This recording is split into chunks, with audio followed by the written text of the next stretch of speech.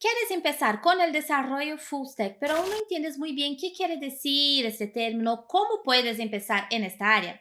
Entonces, quédate en este video que hoy vamos a hablar sobre cómo ser un desarrollador full stack. Te doy la bienvenida una vez más al canal de Alura Latam. El día de hoy estoy con nuestro instructor Leonardo, que nos va a hablar un poco sobre qué es ser un desarrollador full stack. Leo, para empezar, ¿qué quiere decir ser un full stack? Hola Gaby, ¿cómo estás? Gracias por la invitación. Un desarrollador full stack, lo podemos definir como una persona que hace de todo un poquito, ¿ok? En los últimos años ha habido esa diferenciación, esa diferencia marcada entre las capas de desarrollo, lo que es front y lo que es back, ¿sí?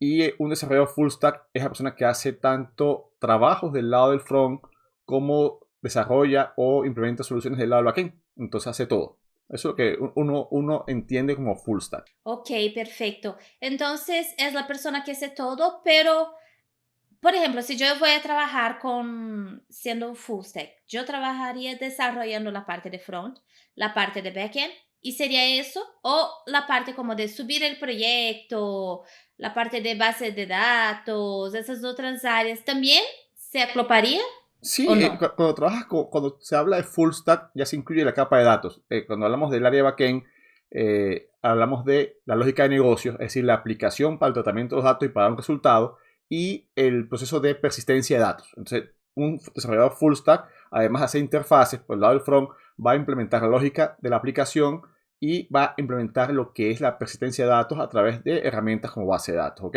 Ahora, te voy a hacer una pregunta interesante y es sobre la parte restante o el resto de actividades cuando se trabaja con aplicaciones. Un full stack para mí, y no solo un full stack, yo creo que todo desarrollador de software debe tener cierto conocimiento de cómo se hace un deploy de una aplicación, de cómo se trabaja una infraestructura. Por ejemplo, cuando trabajamos con aplicaciones web, alguien que desarrolla para esta área debería estar empapado o conocer un poco sobre qué es un servidor web, cómo son los permisos, cuál es el sistema operativo de una máquina, cómo se trabaja, qué hay por debajo de la mesa allí. Aparte de, por ejemplo, es labor fundamental ahora mismo para los desarrolladores, conocer sistemas de versionamiento. Por ejemplo, el área de Git, GitHub o GitLab o Bitbucket son herramientas que nos permiten hacer trabajo en equipo, trabajo colaborativo y poder hacer la publicación de las aplicaciones. Eso también es parte de desarrollador full stack. No son áreas de desarrollo, ahí no se programa, pero sí es importante conocer cómo hacer una subida de un repositorio, cómo crear un PR, un pull request, conocer un poquito de que existen las Git Actions, que son procesos automatizados que nos permiten cuando hacemos un deploy, cuando subimos una rama a nuestro repositorio y luego de que sea integrada, se ha hecho el merge, hay procesos por debajo de la mesa que se ejecutan tanto de pruebas como de verificaciones de seguridad hasta llegar a la publicación. Entonces, un desarrollador full stack debería, y yo creo que como te digo, no es solo un desarrollador full stack, un desarrollador de software en general debería conocer toda esa gama, no en profundidad, pero sí saber que existen. ¿Para qué? Para que cuando toque hacer un proceso pueda interactuar y pueda ayudar de forma proactiva. Excelente, Leo. Pero ahora me quedé pensando, en un trabajo como en el día a día, ¿cómo sería el trabajo de un desarrollador full stack? ¿Él necesita trabajar con todo eso en su día a día? O, por ejemplo, si estoy en la empresa, soy full stack, pero puedo estar enfocado más en un área o en este proyecto soy front, pero en este proyecto soy back. ¿Cómo funciona? Va a depender mucho del proyecto. Depende, si el proyecto es pequeño, probablemente él sea el encargado de todo. El encargado de construir la interfaz, definir la usabilidad, definir la lógica de negocios, diagramar y construir la capa de datos. Probablemente no tenga que hacer operaciones de deploy, pero sí tiene que hacer el proceso de subir, ¿sí? Y hacer la revisión con su par para poder garantizar que el software sea, la entrega que se está realizando sea exitosa. Ahora, un día a día en un proyecto grande, uno marca las tareas. Entonces, uno se enfoca en el área donde esté trabajando. Por ejemplo, en mi día a día, yo trabajo un proyecto que es solo backend y ese día me enfoco en backend, me enfoco en desarrollar, me enfoco en subir el repositorio. En este caso, en general yo hago algún PR y contrasto con algún desarrollador, pero luego yo hago el deploy, porque a mí siempre toca trabajar desde el punto inicial hasta llevar la aplicación a ejecución. Cuando tú inicias, es bien probable que te enfoques a un área, ¿sí? Pero yo recomiendo de que no dejemos de pensar en que existen otros puntos y siempre estar con la curiosidad de aprender qué hay en esos otros puntos que en un momento no estás tocando, pero sí pensar en que en un momento puedes tocarlo, entonces siempre estar indagando, estar siempre curioseando y estudiando un poquito. Eso para mí es fundamental. Perfecto. Sí, y pues yo creo que para todo, ¿no? Es fundamental esa parte de siempre estar estudiando un poquito, tener curiosidad, aún más si estás trabajando en un proyecto que es grande y trabaja con otras personas, necesitas saber como qué más está sucediendo en el proyecto, ¿no? Qué más están haciendo para que puedas hacer tu parte bien también, ¿no? Sí, o sea que en TI nosotros todos los días aprendemos algo nuevo. Siempre lo conversamos, café tech, en cualquier reunión que tenemos, siempre decimos eso, de que nosotros en TI todos los días aprendemos. Entonces yo creo que una soft skills que tienes que desarrollar siempre es la curiosidad. Aparte de la comunicación, que es muy importante, la curiosidad yo creo que es fundamental. Y claro, cuando estás desarrollando, si estás en el front, pensar un poquito cómo se hace backend. Y ya está. Interactuar con la persona que está cerrando backend. A veces, cuando las capas están muy separadas, al momento de integrarlas, se generan algunas fricciones porque no hubo esa comunicación. Entonces, siempre es bueno tener esa comunicación. Estás del lado del backend, oye, con el de front, decirle, vamos a hacer esto de esta forma, ¿te parece bien? No llegar al punto de tener que definir cosas con el front, no tiene sentido.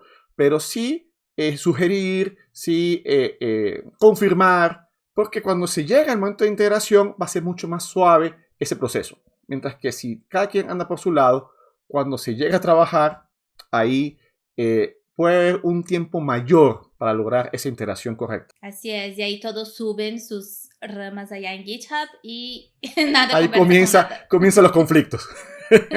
Así es. Y comentando de esta parte, ¿no? De los conflictos, de qué hacer y de qué no hacer, ¿cuáles son los errores que ves que algunos principiantes en esta parte de full stack cometen al momento de empezar? Interesante esa pregunta. Cuando nosotros desarrollamos, cuando estamos iniciando, primero hay ese temor a equivocarnos, que es normal que exista y es importante que entendamos que nos equivocamos. Eso es algo que no nos hace ni mejor ni peor persona, nos hace humanos. Ahora, lo importante siempre es tomar el aprendizaje cuando nos equivocamos, ¿sí? Y esa equivocación va a generar una mejora que luego nos va a permitir en ese punto no equivocarnos. Nos vamos a equivocar en otras cosas, porque vamos así avanzando y aprendiendo. Pero esa persona que aprende del error crece profesionalmente. Ahora, si no atendemos cuando ejecutamos un error y volvemos a ejecutar el mismo error y caemos en ese círculo vicioso de no salir de ese error, de ese tipo de errores, ahí sí es importante, oye, tener esa autocrítica. Eso es importante, ¿ok? ¿Qué errores cometemos inicialmente? Variables mal declaradas, algún tipo de dato que de repente manejamos como cadena y se nos fue como número, que de repente un diseño en la base de datos, que un campo que no se indexó, eso es muy común y que no vemos al inicio, pero cuando está trabajando el sistema en producción, ahí comienza a verse las costuras. Es normal. Entonces, son cosas que uno mejora con el día a día, mejora con la proactividad y mejora con la práctica continua. Entonces, lo importante y el punto central es aprendamos de los errores. No tener miedo a cometerlos. Tampoco es que vamos a ir a cometer errores, pero si sucede, no sentirnos mal por ello. Simplemente aprender de él y mejorarlo para que no se vuelva a cometer. Exacto, Leo, estoy totalmente de acuerdo. Hace unos días tuvimos un en vivo y yo comenté, ¿no? Que un error es una oportunidad de aprendizaje, ¿no? Entonces, cometer errores nos hace evolucionar, nos hace aprender cada vez más. Y principalmente cuando estamos empezando tenemos este miedo, ¿no? Pero es cuando nosotros necesitamos cometer errores para poder aprender, ¿no? Así es. Y sabes que una cosa muy importante es, cuando trabajas en equipo, el saber de las personas. Estamos hablando de los errores del principiante, pero también es importante acotar que cuando eres líder, cuando eres un tech lead, por ejemplo, es importante saber cómo manejar los errores de tu equipo. A la hora de que se cometa, uno tiene que ser proactivo y enseñar qué pasó, por qué sucedió el error y qué se debe hacer para no cometerlo. No ser taxativo, no ser imperativo en que, bueno, se cometió el error, hay que castigar. No, para nada. Hay que mostrar el error, porque si no se muestra el error y si no se enseña cuál es la solución que tenga que explicarse, no esperemos que nuestros chicos puedan dejar de cometerlo o aprender de ellos. Entonces también, tanto la parte de principiante como del lado de Tech Lead, es importante tener esas premisas de ser abierto, ser líderes, no ser jefes, ser líderes. Es importante ello para buscar el aprendizaje, y eso va a generar una mejora en el equipo. Y al final, mejores resultados. Excelente, Leo. No, muy buena esta frase, ¿no? Ese comentario, porque realmente es importante que sepamos que aunque vamos creciendo en la carrera y en la empresa y vamos evolucionando, aún así podemos cometer errores y también ayudar a las otras personas que cometen errores también, que están empezando, ¿no? Tal cual, no estamos exentos. Aún yo con una carrera de 20 y algo de años, a veces suceden errores. Y es parte del aprendizaje, porque uno todo el tiempo, como te digo, uno todo el tiempo está aprendiendo. Entonces uno está todo el tiempo susceptible a que se pueda cometer algún error. Lo importante es la actitud hacia el error y buscar el aprendizaje sobre ello. Así es, excelente. Y ahí entonces pensando, ok, me convenciste, Leo, voy a ser un desarrollador full stack. ¿Cómo puedo empezar? ¿Empiezo aprendiendo frontend y backend junto o empiezo con uno, después el otro? ¿Cómo sería como una ruta de aprendizaje para una persona que desea iniciar? Para mí la ruta debe empezar por lógica de programación, ¿sabes? Yo creo que es base fundamental saber tipos de datos, saber estructuras de decisión, saber estructuras de repetición, cuáles son los operadores lógicos, los operadores de comparación, cosas básicas que no están atadas a un lenguaje, a una capa, a una tecnología.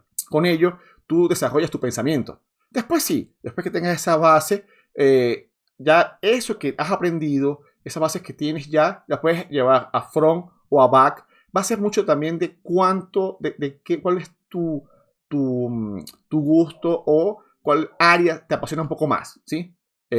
Vas a hacer full stack, vas a tener que aprender un poquito de todo, ¿sí? Porque al final de cuentas vas a tener que llevar toda la lógica, toda la implementación de un sistema, pero ahí, ¿con qué comenzar? Si te gusta más el front, entonces va a ser fundamental, tienes que irte HTML, CSS, JavaScript, entender cómo implementar CSS con unas visuales poderosas, porque al final de cuentas, cuando se trabaja del front, el usuario come por los ojos, le gusta, es lo bonito. Entonces hay que enfocarse un poco en CSS bien, en las interacciones, entender que podemos hacer mucho con JavaScript, podemos darle mucha vida a nuestras aplicaciones. Saber JavaScript significa que manejes lógica de programación y también entender el lenguaje como tal. Luego sí puedes pasar a una librería o framework. El salto natural siempre es pasar para React después de JavaScript. También existe Angular, que está bastante bueno, pero JavaScript primero. O sea, no irte a un React sin JavaScript, porque va a ser tortuoso el camino. ¿Ok? Ya del lado del backend, con las bases fundamentales que tienes, es importante conocer datos, base de datos relacionales o no relacionales, saber SQL. SQL es fundamental, tanto en la parte de programación como en la parte ahora que está mucho de moda y está agarrando una buena parte del mercado, que es la parte de ciencia de datos, análisis de datos, ¿ok? Y bueno, hasta Machine Learning en la parte de IA, pero SQL es base de ello. O sea, si no sabes SQL, no vas a poder llegar a esos tramos que están tan actual en el mercado, ¿ok? Y del lado del backend, la parte de lógica de programación te va a llevar mucho a poder implementar aplicaciones, ¿ok? Aplicaciones del lado del servidor. Seguridad, es importante conocer un poquito de seguridad, pero eso ya más adelante, cuando ya tengas un conocimiento un poco más intermedio de las cosas que estamos hablando. Sería eso realmente. Y un poquito de DevOps para que puedas, cuando desarrollas aplicaciones, entender que lo que estás haciendo es factible. Una cosa que es importante y por qué el full stack debe saber un poquito de todo. Cuando estás del lado del front, ¿sí? Tienes que saber un poquito del back para que tu aplicación, tu interfaz o lo que esperas que el backend te haga, lo pueda hacer la persona del backend. No ponernos unas metas que no sean cumplibles. Por eso es importante que sepas, estando del front, un poquito del back. Cuando estás en el back, es importante que sepas un poquito del front para que sepas que lo que vas a entregarle al front, la persona de front lo va a poder implementar. Si entramos a lo que no es implementable, entonces nuestra capa de backend puede ser muy buena, pero no va a ser usable. Y importante en todo ese conglomerado, que lo que tú estés planteando sea factible realizar a nivel de DevOps, ¿sí? Que existan los requerimientos de software, de sistema operativo, de librerías, de esquemas de seguridad un poquito, ¿sí? Para que todo ese conglomerado es un ecosistema. Al final, es un ecosistema, todo está interrelacionado. Entonces, no somos agentes isolados o separados del mundo. Tenemos que convivir como la sociedad. En el desarrollo se vive de esa forma también. Entonces, por eso es importante aprender un poquito de todo. Y el full stack hace eso. Total, Leo. Es como para que también nos ayude a nosotros mismos a entender que en lo que estamos trabajando, qué es lo que estamos haciendo, cuál es el valor que estamos entregando, ¿no? Porque en una empresa es así también. Imagina si como ventas no supiera nada del producto que tiene que vender, o marketing no sabe nada de lo que tiene que hacer ahí pues el marketing, ¿no? Entonces, es necesario saber para que tú puedas entender tu trabajo también, ¿no? Tal cual. Lo que acabaste de comentar, ese ejemplo es muy válido y muchas empresas adolecen de eso. Muchas empresas sufren de que la persona que vende no conoce el producto, o la persona de marketing ofrece algo que no es factible, o el de financiero incluso, el de cobranzas o el de comercial, no sabe lo que realmente está por debajo del producto. Entonces, si no existe ese equilibrio entre todos, es difícil que se logre el mejor resultado. Puede llegar a ser un buen resultado, no digo que no. Puede ser que el de front solo haga front y, oye, pero si entiendes un poquito de las otras cosas, sin ser full stack incluso, pero si entiendes un poquito de otras cosas, va a ser mucho más simple o incluso más armonioso el trabajo. Excelente, Leo. Ay, me encantó nuestra conversación. Sabe que nos encanta tenerte aquí en el canal. Y muchas gracias otra vez por participar con nosotros. No, gracias a ti por invitarme. Siempre es un gusto conversar con ustedes. Siempre es un gusto estar presente para Aurora Latam. Gracias y también gracias a todos ustedes que nos acompañaron en este video. Les recuerdo que si aún no están suscritos en nuestro canal, que se suscriban porque pronto regresaremos con más contenido.